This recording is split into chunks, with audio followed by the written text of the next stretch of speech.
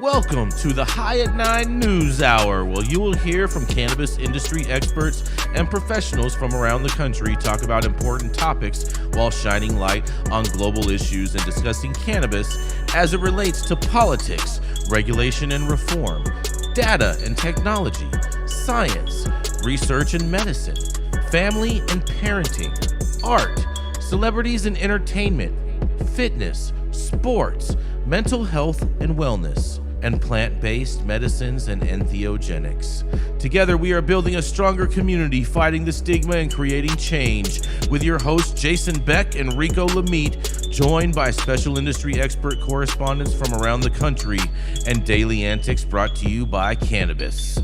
Coming to you live every Monday through Friday at 9 a.m. Pacific Time and high noon on the East Coast. And thank you all for getting high at 9 with us.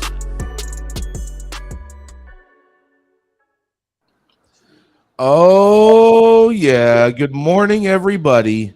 Hope everyone is doing amazing. Today is finally Friday. That's right. It's Friday, January 27th. And today is National Holocaust Remembrance Day, Vietnam Peace Day, National Chocolate Cake Day. We know what Gretchen's going to make tonight for dessert. World Breast Pumping Day. Shout out to all the breasts that get pumped. And National Big Wig Day. Not talking about me, but actually like things that people wear on their hair.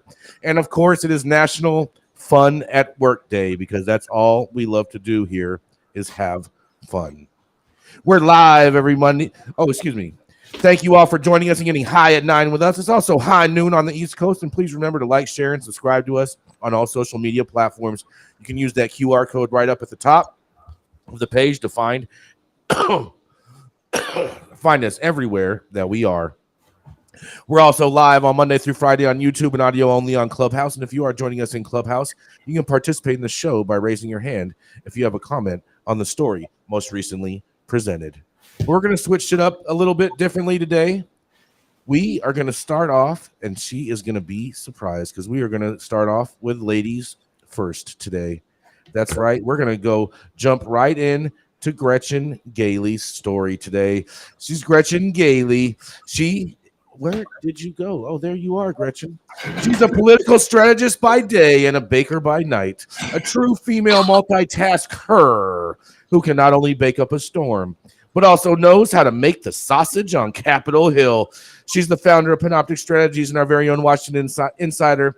Taking off the apron and putting it on her dogs is none other than the Gretchen Gailey. Good afternoon. I apologize if some of y'all see me eating. I'm getting a little hangry before the show, so I had to do a little something, or I would have taken it all out on Jason Beck. My headline for today is coming from the Wall Street Journal, and it's a bit of a follow-up to yesterday where we reported on the FDA hunting on CBD. Get him. Sorry. No, shut up. Dealers at the front door. I don't. It's the mailman. It's the mailman, huh? It's the mailman dropping off them packages. I know, Leo. It's not the FDA. Calm down. It's all that weed you get delivered to your house. I know. The FDA said cannabis-derived products need closer insight than the agency can currently provide due to safety risks, and it will seek new powers from Congress. The agency said yesterday that products made from legal cannabis shouldn't be regulated as dietary supplements or food additives as its current powers allow, given the product's risk to human and animal health, and especially to children and women who are pregnant. New powers to regulate cannabidiol or CBD products could include requiring clear labels, preventing contaminants, and limiting doses, as well as setting a minimum purchase age, according to the FDA. Given the available evidence, it's not apparent how CBD products could meet safety standards for dietary supplements or food additives. This is according to FDA Principal Deputy Commissioner Janet Woodcock. The announcement following a review by the agency set up what will be a closely watched effort by the agency to secure more authority over products such as CBD gummies and beverages, which have increased in use since Congress legalized hemp in 2018. The lack of regulatory oversight has stalled investment in the products from large companies, which have been waiting for the FDA to decide whether cannabis-derived products should be treated as food or supplements rather than as drugs. The agency's decision to seek stronger regulation of CBD products might deter some large companies from entering the market. Dr. Woodcock said the use of CBD raises safety concerns, especially with long-term use. Studies have shown that the potential for harm to the liver, irritations with certain medications, and possible harm to male reproductive system, she said, and risk to children and pregnant persons. After legalizing hemp and its resulting products in 2018, Congress left them to the FDA to regulate. Since then, makers of products such as CBD oil have operated without specific federal rules, guiding their manufacturers or marketing, while some states have moved ahead with their own set of rules. Cannabis-derived products have proliferated.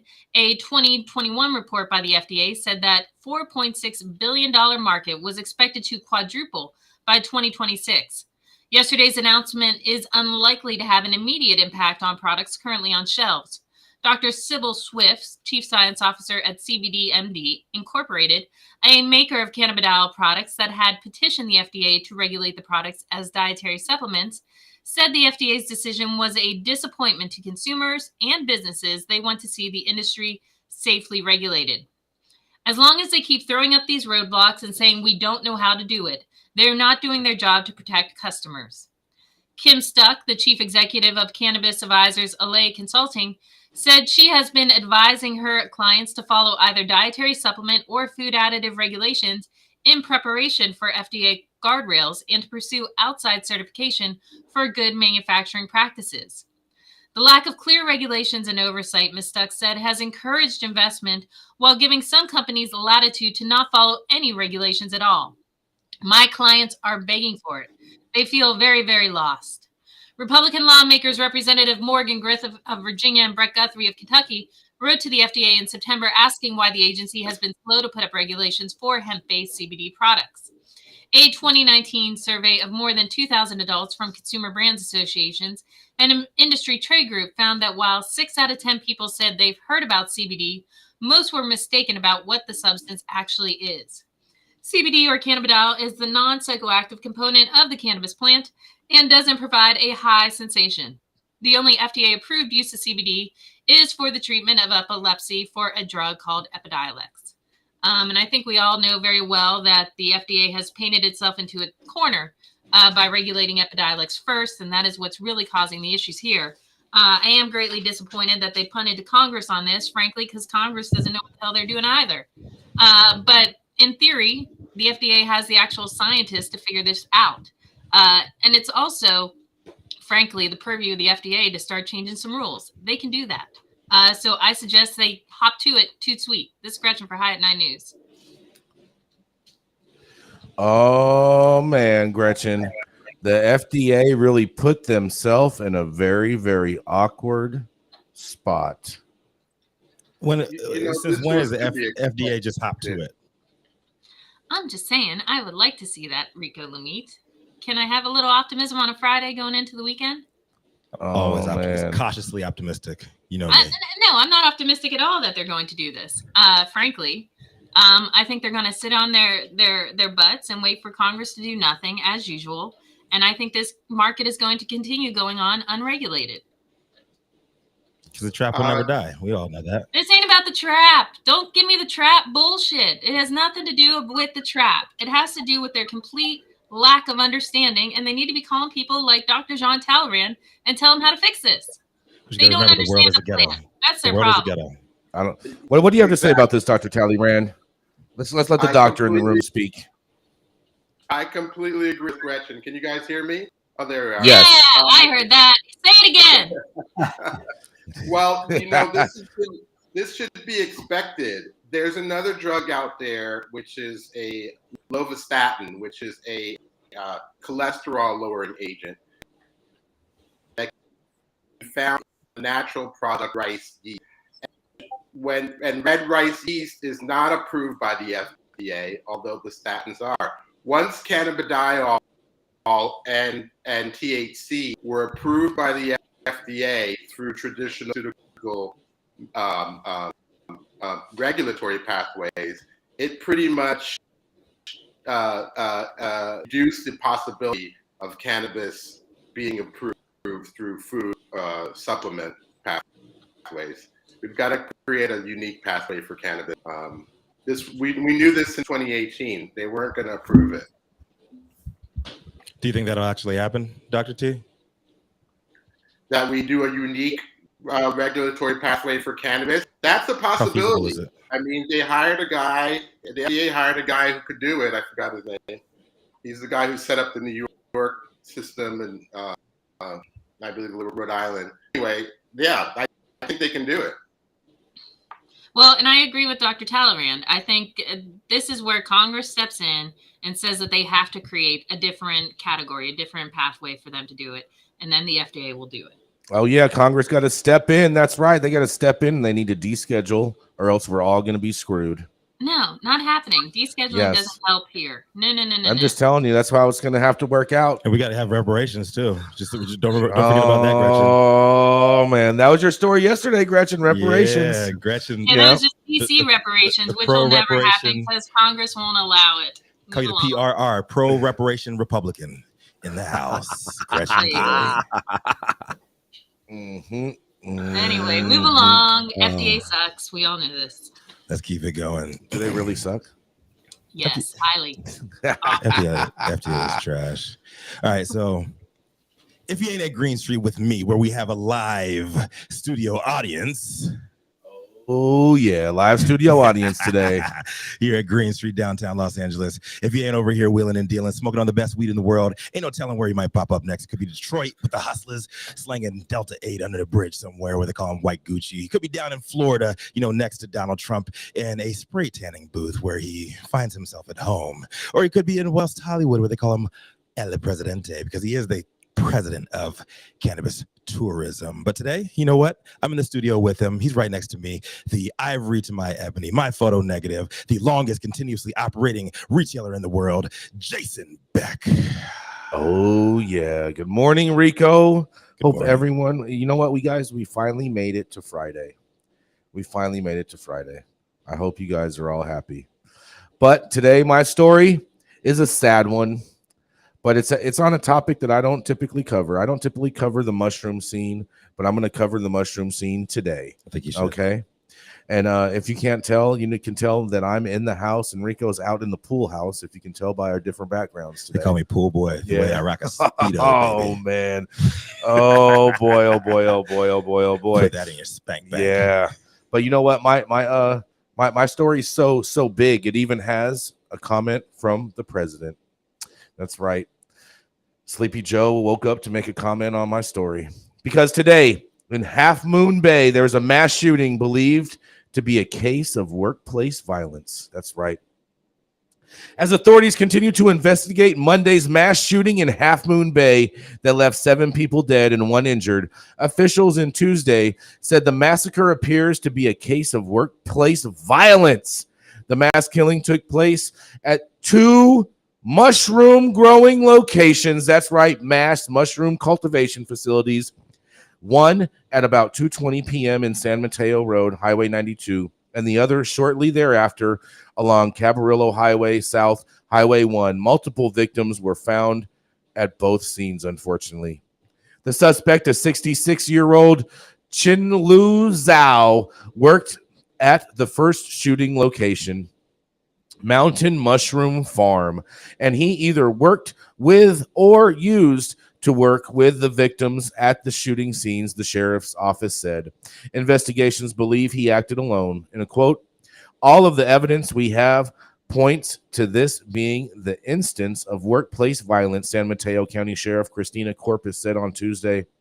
Zhao was taken into custody without incident about 4:40 p.m. on Monday in the parking lot of a San Mateo County Sheriff's Office substation in Half Moon Bay after a deputy spotted his vehicle. A semi-automatic handgun was found in Zhao's vehicle, and the sheriff's office said the firearm was legally purchased and owned. Legally, not illegally. This was a legal firearm.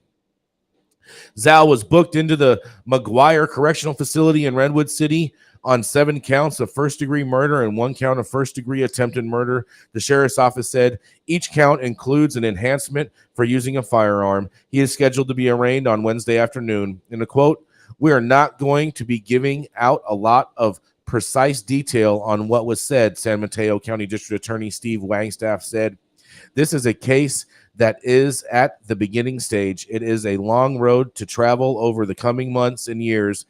To that extent, we don't want to try it out in the public eye, but instead, we will ultimately handle this case in one of the courtrooms." Authorities did not immediately release information pertaining to Zhao's criminal history, and in a quote, "There were no specific indicators that would have led us to believe that he was capable of something like this," Sheriff's Office spokeswoman Edmund Allen said. "He was not known to us or to have any sort of, again, indicators that may have led us to believe that this was something he might have done." 5 men and 2 women were killed tragically in the shooting spree. The sheriff's office said the injured victim, a man, was listed in stable condition as of Tuesday, and the sheriff's office previously said there were 7 male victims and 1 female victim. All of the victims are Asian or Hispanic, according to the sheriff's office. Their identities will be released publicly following notification of the next of kin. And in a quote, "As some of these victims were members of our migrant community, this represents a unique challenge when it comes to notifications and identifications," Corpus said. Those impacted by the shooting gathered at a reunification center where many stayed the night after the farms where they lived turned into crime scenes. Local residents showed up at the reunification center to support the families affected. And there's lots of tragedies hitting the country right now, more mass shootings than the number of days in a month. And to add to hit our small town is really shocking, Half Moon Bay resident Envy Sullivan said. Half Moon Bay Mayor Deborah Penrose spoke at NBC early Wednesday and saying something needs to be done. Too many guns, Perone said, and semi-automatic guns and automatic rifles need to be banned, period. There's no excuse for it. I don't personally agree with that, but we're going to keep on going on because President Biden had a saying on this, and here's what the president said in regards to the shooting. "Jill and I are praying for those killed and injured in the latest tragic shooting in Half Moon Bay, California. For the second time in recent days, California communities are mourning the loss of loved ones in a senseless act of gun violence. Following a briefing from my Homeland Security team, I have directed my administration to ensure local authorities and the broader Half Moon Bay community have the full support of the federal government in the wake of this heinous act."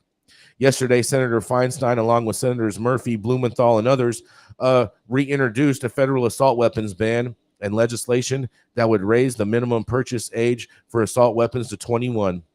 Even as we wait further details on these shootings, we know the scourge of gun violence across America requires stronger action. I once again urge both chambers of Congress to act quickly and deliver this assault weapons ban to my desk to take action to keep American communities, school, workplaces, and homes safe. Well, that's my story, and this is a mushroom farm shooting, and I just wonder if this guy was high on the mushrooms when he did this shooting. And I'm going to digress and see what y'all have to say, but this is Jason Beck reporting for the High at 9 News. What do y'all have to say?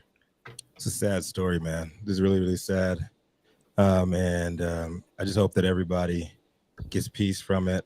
And man, did they say that they have any more information on this dude, like what he was going through? Or is No, they did not. They did not at all. And I find it's what's that? Regular mushrooms, right? Not psychedelic mushrooms. Yes. Yeah. I don't know. It was Shiitake? mushrooms, bro. I think Right. it was psychedelic mushrooms. I mean, look at what this guy's doing. Jason Beck with Jason Beck facts based in Canada. So you're saying it was a shiitake farm? It Yeah, they're was. regular mushrooms. I don't know. What do you They're mean? I don't mushrooms. know. They're mushrooms. No, so here's even a This is Newsweek. wrong if with you the Newsweek eat is world. enough saying that- shiitake mushrooms, so- you'll start hallucinate. Yeah, so Newsweek is saying it was traditional mushrooms, edible. Traditional market mushrooms. Is that what you're No, saying? edible. Mathieu St Germain? Food mushrooms. Freedom Food mushrooms. mushrooms. Yeah, freedom mushrooms. Freedom yes. shrooms. Yes. Yeah.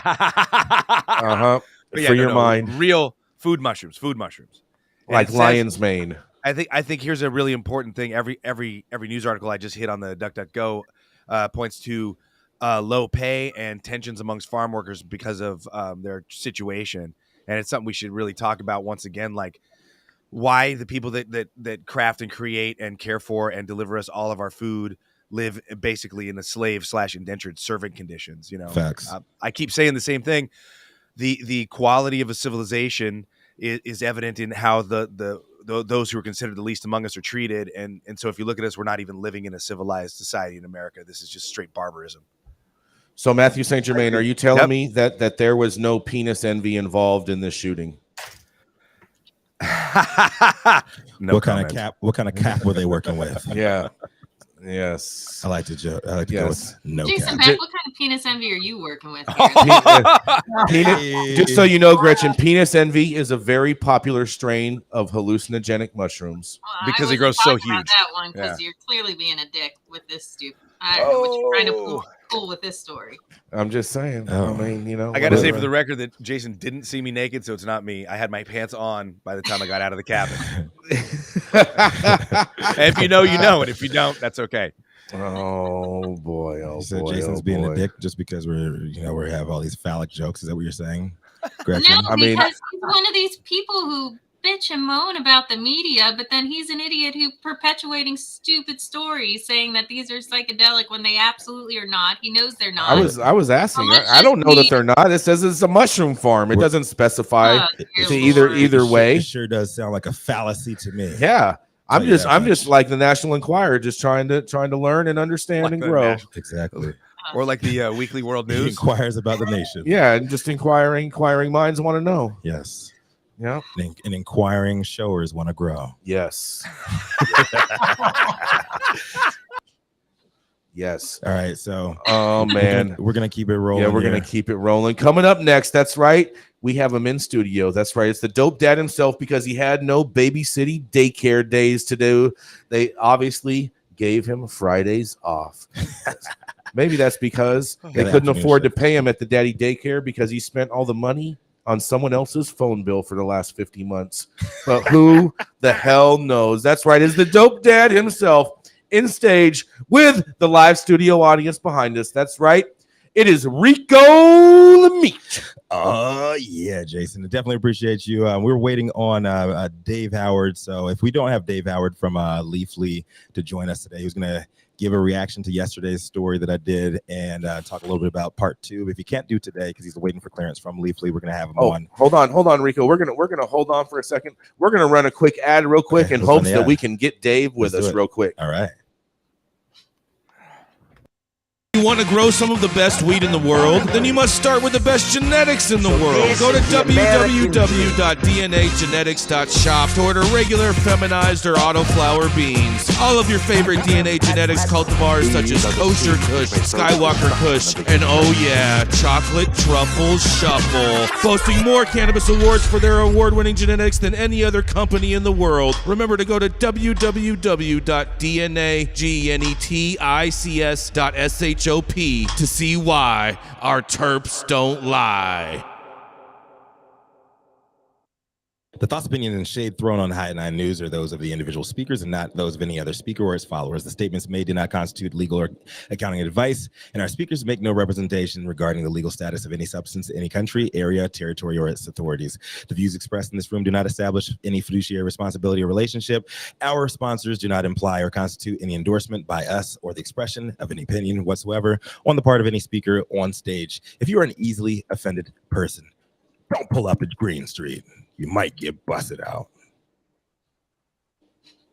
All right, Rico, we're going right into your story, We buddy. can go it. Yep, let's roll. All right. And we are going to hold off on Dave Howard until he gets that clearance from Leafly. But I do have a backup story today. So back up, because it's on. So my story is coming from NBC4 New York. All right. So you can't smoke pot in Times Square, even though it's legal. And here's why. The rule that they're referring to is the Smoke Free Air Act, which prohibits smoking and the use of electronic cigarettes in most public spaces, including parks and pedestrian plazas. Father Duffy Square is a park with pedestrian plazas clearly marked That means there's no smoking, whether it's cigarettes, cigars, joints, vapes, or anything else. It is permitted on a side street, and people can smoke in the confines of their own home. As different buildings have different rules, you know how it goes. But vices should not be interfering with any people's enjoyment of the sweet Chiba as they please. But everybody that is smoking in Times Square, even though you smell it, it is in fact illegal. Here's what Manhattan District Attorney Alvin Bragg said, and he's the city's top lawyer. One law that has passed is clearly being practiced right now because I smell some weed right now. Someone is smoking. They actually had him in there. If you guys can watch the clip on this link too. But licensed growers in New York have about 500 million worth of legal weed that is ready to be sold. But due to the state's delays in rollout, there are no buyers yet. And the tourists are smelling it everywhere. So they actually interviewed a couple of tourists on the street, and one said, well, there's a lot of weed smokers in this city. It smells a lot. They legalized recreational marijuana use in 2021, but smoking in prohibited area can trigger a $50 fine. So if you are in New York, make sure you keep your head on the swivel because they just might give you a ticket. But I would recommend if you're out there, if it's anything, because technically in California, they can give you a fine too, but I've never been ticketed. If you're just not being a dick and blowing it in people's faces or just like around cops is lighting up in front of them, I think you're going to be okay. I've seen plenty of people smoking on the street in open areas in front of cops. I think I even saw a couple of TikToks showing cops smoking weed in New York too. So I think you're going to be okay, but don't quote me on it. I am not a legal expert. Do not have a degree, but I can ask Omar. He actually practices law in the state of New York now. I'm Rico Lamitte, dopest dad on the street, showing up live with our studio audience behind me. They seem really excited. They're entrenched in the YouTube and their phones. They're entrenched in the YouTube back there as well. But either way, live studio audience here in Green Street, downtown Los Angeles. Make sure you guys pull up. Rico Lamitte, dopest dad on the street. What do you guys have to say about this one? So if you don't act suspicious, you won't get caught. Cops are trained to look for suspicious behavior. We learned this kicking hacky sack on Venice Beach and smoking weed. The only people who got busted are the people who like put something over their head and start doing this stuff. If you just like smoke a joint, smoke a pipe, look at the cops, look around, ain't nobody gonna see you. Don't act suspicious, folks. I agree with Rico. I think if you're not a complete jag-off, then the cops aren't gonna bother you. Yeah. But I'm not offering free legal advice. That's Omar's job. I would happily pay $50 for getting caught smoking weed in the streets of New York, happily. And then I'm going to take my ticket and I'm going to post it on social media and get all kinds of clout for it. That's all that they're doing for people with this. You're just going to do for street cred, Jason Beck? Yep, for the streets. That's right, baby. That's right. We do it for the gram. The grams of weed that are in these joints. That's right. How many grams are in that joint? This is a 1 gram joint, maybe like a 1.2, something like that. But that's what they generally average out. I generally roll about a half ounce of weed and generally get about 14 joints, and that fills up one of my little tin cans that I roll around with, ready to fire off whenever necessary. Would you say that's the greatest weed in the world? It is the best weed in the world, Rico. Where do you find the best weed in the world when you're in the streets of Manhattan in Times Square? In my pocket. PIMP. Put it in my pocket. There you go. Yes. Omar, what do you think about this, Omar? You're on mute. You're on mute. You're on mute, Omar. Mr. New York Law. Yes, Mr. New York lawyer. What was the issue? This $50 fine that they're talking about giving people for smoking weed in the streets. How many tickets do you think they'll actually issue this year? Well, if it's revenue generation, they'll probably issue a lot, and the people who are chasing clout via social media, they still got to go to court. So that's another photo shoot when they go to court. What? No, you didn't say you have to go to court. It just says they're giving you a fine for a ticket. It's just like a parking ticket. You just pay it by mail. Just enter your credit card number to the NYPD and you're good to go. Well, I think some of these people are going to try to have their day in court because it's more appealing, fodder for the social media. Right. And, these are going to be souvenir tickets. I mean, pretty soon it's going to be like a historical footnote and people are going to be like, hey, check out my ticket from these bygone days when we had these ridiculous cannabis prohibition laws. Exactly. I'm with you on that. I do think that they are going to become, like pieces in museums and whatnot at some point. But I don't think $50 is a big enough revenue stream for the city of New York. I mean, they need a lot more money than that. And Well, at the same time, Jason, too, there's Omar, always court fees and costs, so they're gonna hit you with all that on What? top of that $50 fine. but That's you're where not, they make their money. you're not going to go to court on this. You're just going to have a fine. Yeah, it's That's just a a traffic ticket. court. It's just a whatever. ticket. Infraction court. There's You still can fight court it. fees You go and to costs. court. Yeah, you can't. Oh, yeah, only if you fight it. But who's going to fight it? I'd rather just No, pay not the even- money. Even if you don't fight it, when you see I would the love to ticket, see you fight it, Jason Beck. I would love to see you You take should. this I to wouldn't. court. It wouldn't wait. I wouldn't waste my time with that. I'm going to spend the No. $50 I just see this as a You- wonderful unless treat. Omar is going to represent me in court for less than the cost of the ticket. I'm going to pay the cost of the ticket. You wouldn't show up to court No, suited and no. booted. No, I don't show up to court. I don't do court. This is a TikTok moment for you, Jason Beck. Let's go Yes. and light I your don't do fire TikTok. in Times Yes. Square. See if they Put your ticket dance us on. and really. I think let's get this I thing think we should. I'm totally down to do that. Do a high at 9 smoke out. You know what I'm saying? I think we need to do that. Right at Times Square. I'm totally down to do that. All Go for right. it. Yeah, I am with it. I'll I'll hold the bail money. Just give me your wallet. I'll hold on to the bail You're money. gonna hold the bail money. I thought they have no bail out there in New York. No cash bail. Yeah, no cash bail, and Oh, I well, only then do you're all I screwed, deal but is I'll still hold cash. on to your wallet. I'll still hold on to your wallet. for you. I bet. can do it. You guys are so interesting. Are we gonna go to the next story? We're Yeah. gonna do the ad. Hold Yeah, on. no. We're gonna flying into LAX, and you want to taste some of the best weed in the world? Then stop by LAXTC, the closest dispensary to LAX, located at 8332 Lincoln Boulevard, and open from 8 a.m. to 10 p.m. 7 days a week. Always make LAXTC your first stop when you touch down in LA and score like a winner. And don't forget to tell them I sent you and mention you'd like to get high at 9 for 10% off your full order. Run the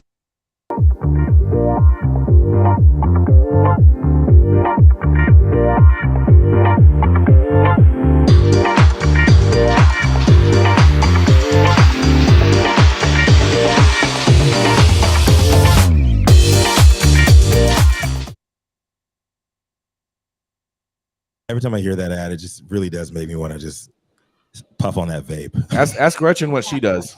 I love it. I get a little movement in the bones and a little stretching. Ooh, start stretching. Little with stretching Gretchen. with Gretchen. Yeah, have a stretching session Oh, with Gretchen. yeah, Blessings. that's right. All right. So, Jane Fonda pants. mhm. You wish. All Jason right. Beck. Up next, you know who it is, the OG industry doctor with a proven track record of years of serving up daily doses of compassion to the people. He's a founder of Medican, co-founder of CESC, nonprofit cannabis research organization, and seriously doing some great work for the people. Educating and proving data-backed research is for everyone, so you should check it out too. Coming up to the stage next, you know who it is. Coming with your daily dose, Dr. Jean Talleyrand. What do you have for us, good Dr. T? Thank you, Rico. Happy Friday, everyone. Today, my headline is from The Marijuana by Anthony Martinelli. Study examining 63 million Medicare recipients finds marijuana legalization does not increase diagnosis. Psychosis is a mental condition in which thoughts and emotions are so affected that contact is lost with reality. For some people, attempt loss with reality might not be a bad thing, especially if the experience is expected, planned, and results in feeling better. Some might call that experience psychedelic. However, when psychosis is recurrent, persistent, or disturbing, it's not so good. Cannabis is associated with psychosis. That's clear from the scientific literature. A quoted reference is a Swedish study which followed over 45,000 people for 15 years and noted a higher risk for schizophrenia among those who had used cannabis by the age of 18. Several studies since support an association between cannabis use and the risk for psychosis or schizophrenia, if the use is heavy. Today's is about a study where researchers at Stanford and University of Pennsylvania reviewed 3 million Medicare and private health records. The hypothesis, if cannabis is associated with psychosis, then the prohibition should demonstrate an increase in medical visits and prescribed medicine for psychosis. The study looked at a number of insurance claims for psychosis and medication in state legalized or medicalized cannabis from 2003 to 2017. The results, no increase in medical intervention despite the increase in cannabis legalization during that period. What's that mean? It means that if people are having psychosis in cannabis, they're going to their doctor, at least not any more than before legalization. As I see it, the point of this study is this is complex. Drugs, if correctly used, can induce bad psychosis. Or also learning that drugs like cannabis, psilocybin, and ketamine, if used in appropriate setting with the right doses, might have beneficial outcomes. So a deeper understanding of cannabis and how it affects the mind would benefit the individual and be a great boost to society, as the research is needed. What do you think? Does cannabis give you good psychosis or bad psychosis? This is Dr. Jean Talleyrand. Great psychosis. Yeah, amazing psychosis. Phenomenal psychosis. Yes. Psychosis in a lot of cases only means contact with non-ordinary states, and those states were looked down upon as witchcraft and evil shamanism by, again, white European uptight Christians. And so really a lot of these definitions need to be changing in the DSM-4 or 5 or whichever one we're out, because used to be if you had, psychosis and contact with the spirit world and you could feel energy and see these things, you'd also have greater contact with the plants.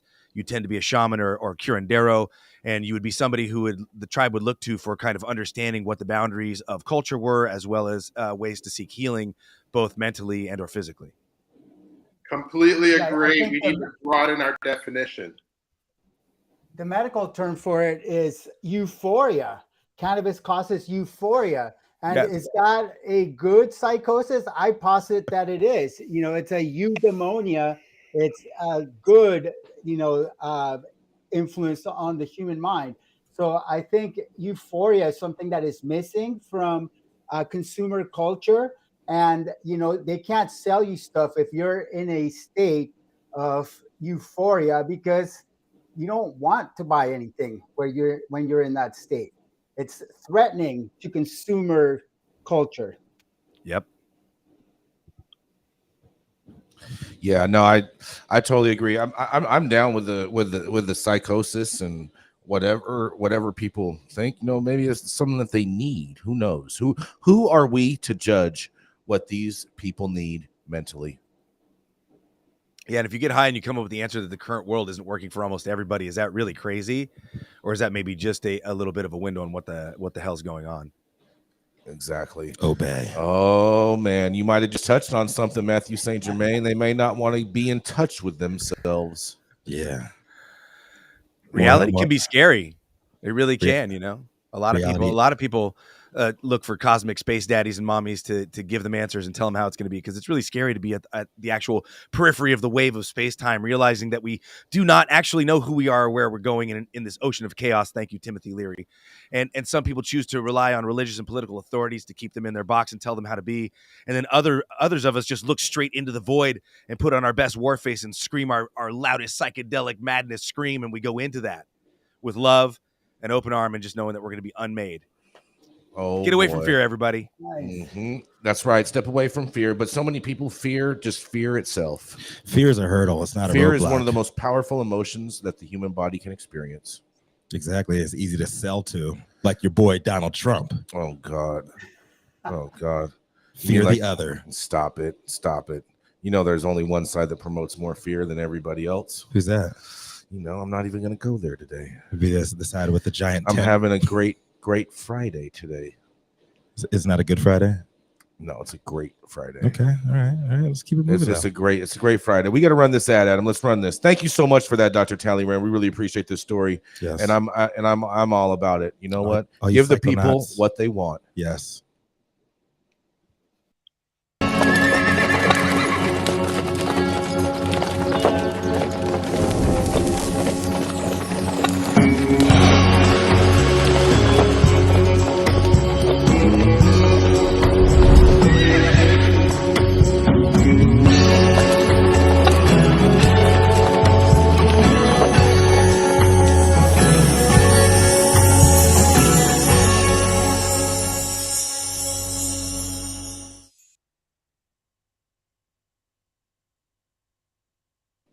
I really, really like that ad. You know, It's really nice. Yes. Really, really awesome ad. But coming up next, he's the founder of cannabis law firm with offices in California, New York. He's also the director of the National Cannabis Industry Association, a legal publisher, and author whose 2002 California Cannabis Laws and Regulations was recently released. So make sure you go and pick a copy of it up from Amazon. He's also a ganjier, which is basically a cannabis sommelier, as well as a purple belt in high-style Brazilian jiu-jitsu that will not only kick your ass in court, but also on the mat. That's right. It is none other than the Omar Figueroa. Thank you, Jason. Happy Friday, everyone. My story is from Reuters. The headline is Argentina sets high hopes on cannabis experts with a budding new agency. Argentina on Wednesday launched the first working group of a new national agency to regularize and promote the country's nascent cannabis industry, which ministers hope will create new jobs and exports, generating fresh income for the South American nation. This opens the door for Argentina to start a new path in terms of industrial exports on the basis of huge global demand, said Economy Minister Sergio Massa in a conference launching the National Hemp and Cannabis Agency, ARICAME, Agencia Regulatoria de la Industria del Cáñamo y del Cannabis Medicinal, which means Regulatory Agency for the Hemp and Medicinal Cannabis Industry. All this needs to be transformed into an industry which generates work, which generates exports for Argentina, and which generates value. Massa said that the agency would form Thursday, begin regularizing programs and coordinating with various provinces and industrial sector, adding Argentina already counted on demand for projects linked to the agro-industrial sector. Francisco Echarren, who will lead the agency, said the industry could generate thousands of new jobs, as well as create technological developments and new products for export. We have a huge challenge ahead of us, he said, not only getting a new industry on its feet, but giving millions of Argentines access to products that improve quality of life. Argentina legalized cannabis oil for medicinal use in 2017, allowing the federal government to grow marijuana for research and therapeutic purpose. In 2020, Argentina allowed people to grow marijuana at home for medicinal use. The decree also allowed pharmacies to sell products derived from cannabis and ordered insurers to cover marijuana-based medications for patients with a prescription.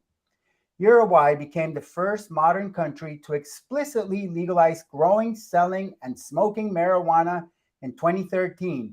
In Colombia, President Gustavo Petro has also spoken about more regulation to boost the country's budding industry. My take, I looked up ARICAME, its page on the government of Argentina's website, and one of the goals of this new agency is to reintroduce hemp to Argentina, as well as all types of products derived from hemp, food, construction materials like hempcrete, hemp textiles, hemp cellulose for paper making, and hemp bioplastics with low environmental impact. I believe that hemp can save the world, as Jack Herrera said in The Emperor Wears No Clothes, and I'm glad the good people of Argentina are on board with reintroducing hemp to Argentina. The headline is Argentina sets high hopes on cannabis exports with a budding new agency. This is Omar Figueroa, lawyer, publisher, and ganjier instructor, reporting from Sonoma County, the traditional territory of the Pomo, Miwok, and Wapo nations, for High at 9, high noon Eastern. Oh, yeah. Omar, so did they say exactly what this regulatory agency is going to do? Like, what are going to be their enforcement protocols or anything like that? Did they go into any of that? No, I think they're all coming up with it, but they do have a website, and it's on the federal government of Argentina main website. And so I think they're trying to basically create something that's geared towards export. And I think, Argentina makes some of the world's best wine.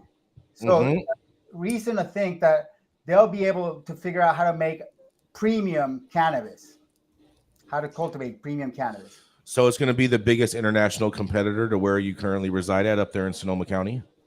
I don't know. There's Australia. There's a lot of places that compete with Sonoma County. Well, I'm just saying, like wine and weed go hand in hand. Yes, they do. And Sonoma, Napa, that whole region is known for producing some of the most amazing flower in the world, as well as some of the most amazing wine.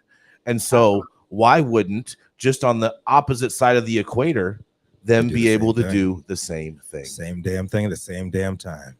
Right, because Argentina has so many wine exports, and they're trying to gear this new industry towards exports. So I think they're going to try to focus on the premium cannabis industry. And also, they have an industrial focus, and they're trying to do hemp bioplastics. Yeah. And I think there's tremendous demand across the world for hemp-based construction materials like hempcrete. And also, like the hemp bioplastic industry is just beginning. I think we're going to see all sorts of startups getting into hemp bioplastics. Yep. Remember, Henry Ford built a Model T entirely out of hemp back in the 1920s. Yeah, very true. Yeah, and he was also a Nazi. That is also true. Whoa. So if we look at plastic and fuel manufacture, we were talking about isomers and enantiomers and psychedelics, and how the same molecules with a different structure can create a different effect.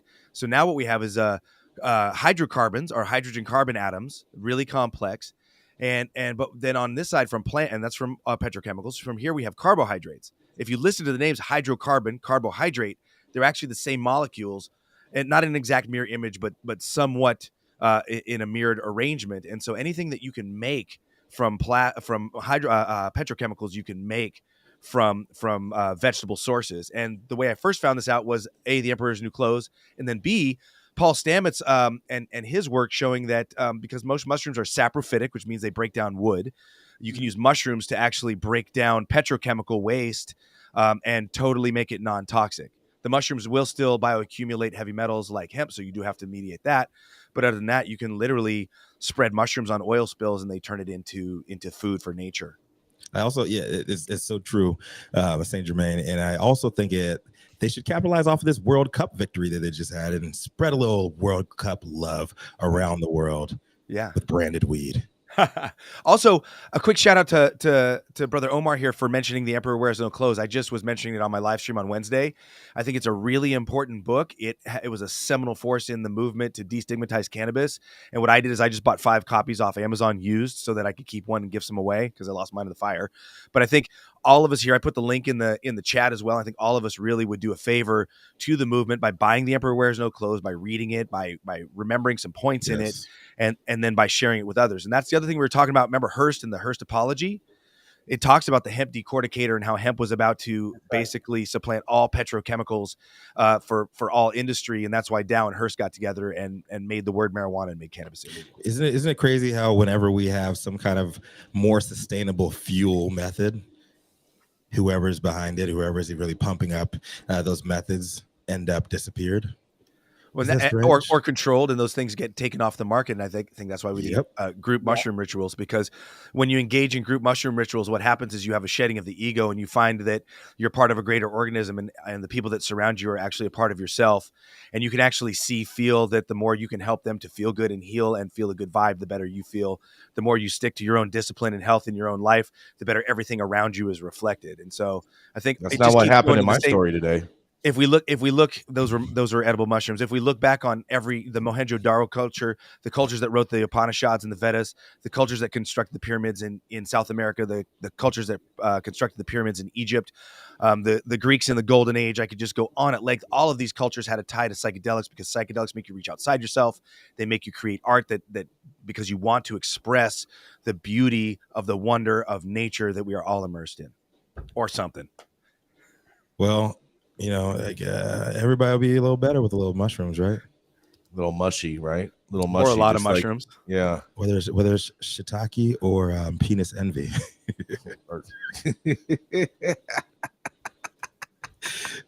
Let's keep it real. Oh man. All right. Oh man. Hold on. I have one thing to say on this. So if Argentina is going to go and start exporting weed, is it going to be messy OG Rico, or is it going to be messy Blue Dream? Oh, I like that. Lionel's bread. Oh, that was good. I see what you did there. Yeah, you picking up what I I'm see putting what down I there? see Come what on, you did there. all I right. see what you did there. Pretty good. Let's keep it rocking here. So up next, he's an immortal cannabis wizard with a deep love for all things phallic under the sun, because he's all about that brotherly hood of love. The last 33 years in cannabis, he's done sales, genetics, cultivation, and earned a PhD in tripping balls from Hogwarts along the way. Coming to the stage next is the co-host of What's Good podcast, here to drop timeless knowledge and truth bombs alike on the globally clueless masses. It's Mathieu St Germain. Oh, I was waiting for the applause. I don't have my applause track. Come on, Jason. Does it? No, hold on. You saw me. I'm like, I finally didn't talk over it, and it didn't happen. Well, you got a live studio audience that's silent behind me.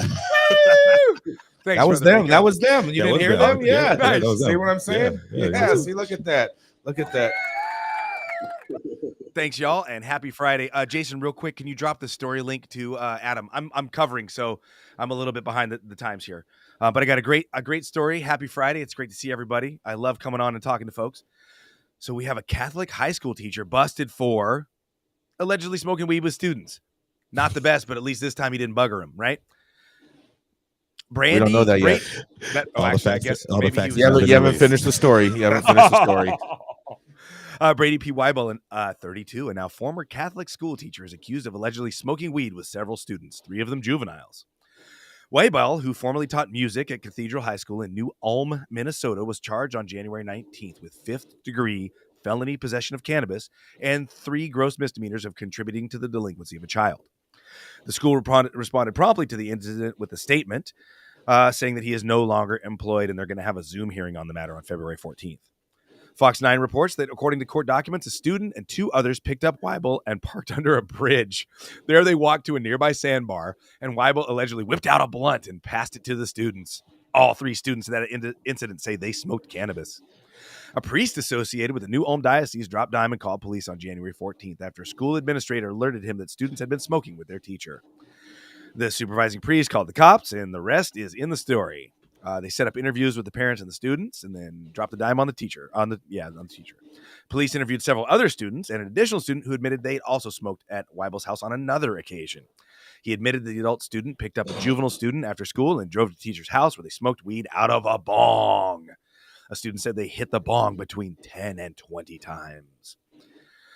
So, under his punishment for contributing to the delinquency of a minor, which is a misdemeanor, he gets a possibility of a maximum of a year in prison and a $3,000 fine.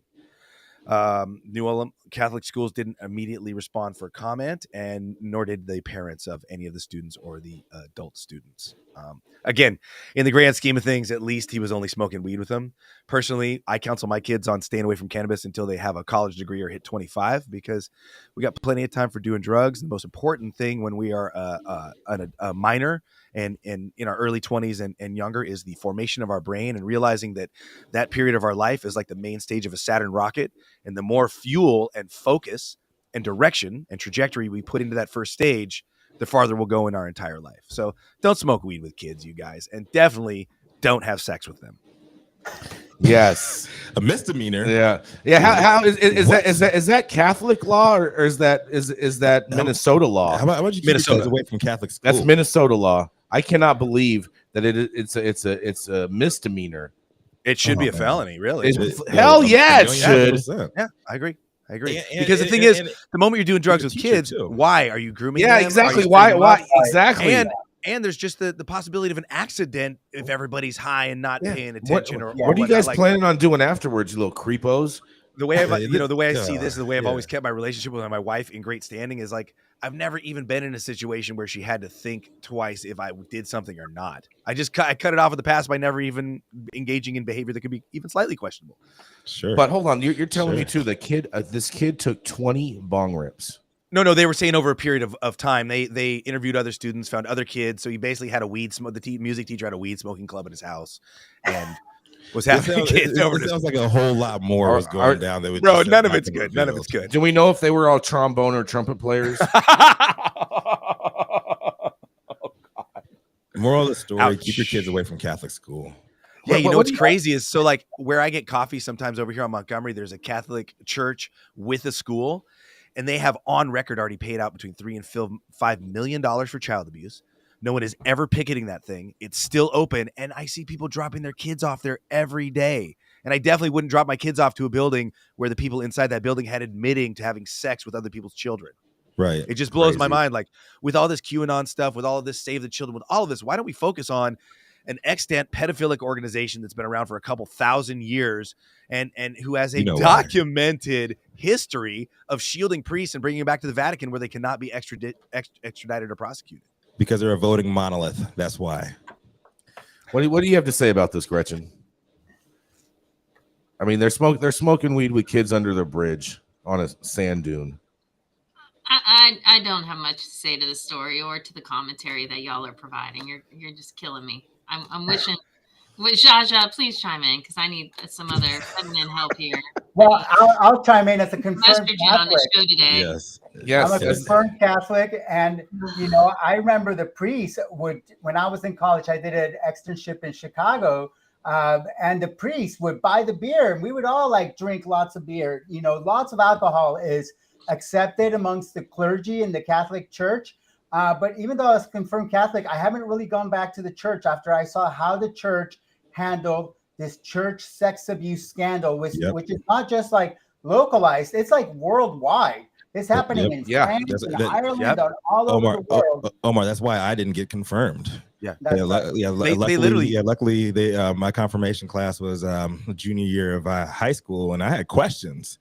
And these motherfuckers was like, "Well, Jesus, this is what Jesus wanted us. This is the way Jesus wanted it to happen." I'm like, "Well, what? Not my Jesus." Yeah. No, they have it is international because they actually shuffle the priests around internationally. And there's one particular priest that Ratzinger told the reason he retired is because he got caught. This priest had been caught several times, and instead of referring him to the authorities, defrocking him, or doing anything at all, they actually moved him to a school for the children of the deaf, and he molested over 600 deaf children. And Ratzinger is Pope Pius, who is getting canonized. Right. I mean, these people, in my honest opinion, like these are the worst of the worst because on two levels there, because at a Catholic school, not only are you a teacher, but also you're supposed to be like a person of God or of faith and everything. So you have a double protection from these people, and they're supposed to be watching your kids, and they're in your kids are in their protection or in their whatever realm or whatever. And this is what they're doing. And dude only gets a misdemeanor. He gets off with a misdemeanor for this, maximum of 1 year.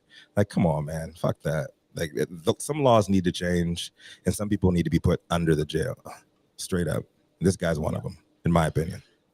No, and the fact that I got the name wrong, it was Pope Benedict that Ratzinger became, and he's getting canonized by the church. He's going to be a saint. No.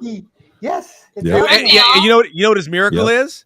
No matter how many kids these priests molested, they never got in trouble. Praise Jesus. Yeah. Is that why they become a saint? That's what sainthood's all about. Whitewashing. You have to have proof of miracles if you're a saint. You have to have proof of miracles. So, yeah, only saint I believe in is Saint Nicholas. What about St. Germain, Rico? Oh yeah. I don't trust immortals, vampires.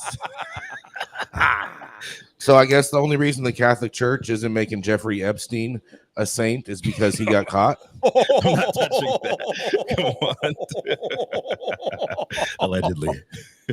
I'm just asking. I just have questions. Well, he was never prosecuted, right? I mean, he didn't. No, Epstein was prosecuted, and the guy that Trump put up for what was it, like transportation secretary, worked a sweetheart deal where the underage girl that he had sex with got charged for prostitution, and he got a minor misdemeanor charge. Well, that was the older charge. That was the older case. That wasn't in regards to the recent arrest. The one where he was going to get charged. That was way before. That was way before then. And they still haven't released Ghislaine Maxwell's list. Yeah. Or anything from her, right? Or anything from the trial or anything. And they just want you to start thinking about Ukraine. But I digress. Let's keep it moving. So thank you all out there for tuning in with us for another episode of High at 9 News. You can always watch us weekdays, 9 a.m. Pacific and high noon on the East Coast. Big shout out to our live audience members. Online supporters tuning in and giving us feedback on the daily headlines of chaos known as the developing cannabis industry. Our vetted industry correspondent team tune in from all over the global community, bringing us much needed variety of perspective and adding your respected opinions to the conversation. And to the production team, the wonderful Jaja Simone holding it down behind the scenes, House of Fuego, Cloud Media Partners, all of that. Keeping our AV struggles in check. We're gonna be doing things a little bit more regularly here at Green Street. So you can see a little zhuzhing up of the atmosphere. So stay tuned for that for the next couple of weeks.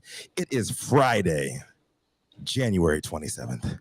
2023. The show is over. You've all been blessed with today's top industry headlines. We hope it was enough to put in your pipe and smoke it at least until Monday. My name is Rico Lamitte, dopest dad on the street, signing off. And please remember, when life gives you no place else to turn, you can always turn the fuck up or enroll your kids in Catholic school. Happy